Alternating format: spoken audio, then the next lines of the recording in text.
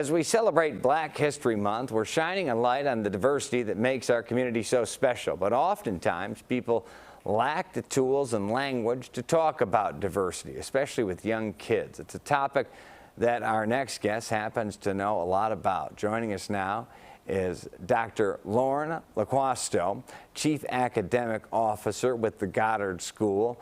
Thank you for joining us, Doc. Absolutely. Thank you for having me.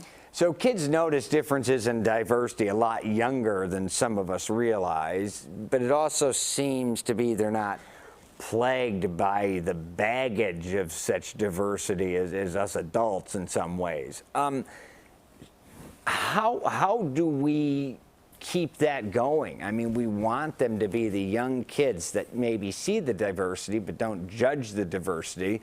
How do parents propagate that? Sure.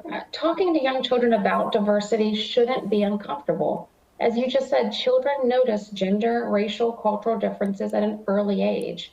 So it's important that we acknowledge their observations, acknowledge their questions, and don't shy away from that. Answer their questions in a very positive way, encourage an appreciation for what makes the child uniquely them, and then acknowledge what makes other people uniquely them as well. It's really about instilling aspects of kindness and respect. It's important that we point out examples of diversity, thinking about stories that we read with children, movies that they watch, toys, materials, and talking about how diversity really adds to the beauty and the interest in the world.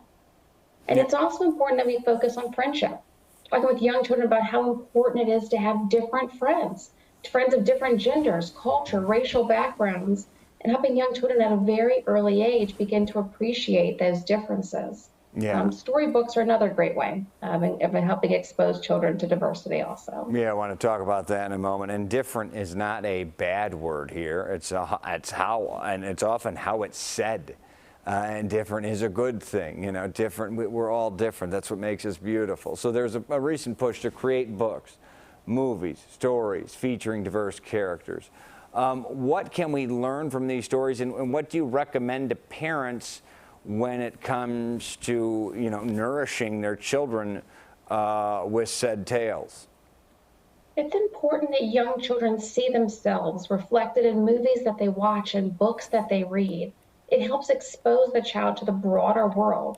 And so as parents are thinking about what books should I read with children, think about ways that can help children make connections to their community, to their friends, to their neighborhood, to their family. And families and teachers can use those books to introduce new perspectives, introduce new vocabulary. And you're right, differences are not bad. Just like a young child might notice differences in hair color or eye color or skin tone, this is an observation the young child is making. And it's important that we acknowledge it very matter-of-factly, encourage kindness and respect for others, and then use it as a way to talk to the child about diversity. Again, really embracing the beauty of the world in which we live. Yeah, and family dynamic differences too. One quick final question. What is the one error you see parents making most? I think the one error I see parents making most is silencing the question. I think because we as adults are uncomfortable, we want to not answer the question and say things like, we don't talk about that. And yet by doing that, we're telling the child that their questions and their observations are wrong. It's important that we acknowledge the question, affirm the question, and respond. And by doing so, we allow the child to then have an open dialogue with us and discuss diversity as we should.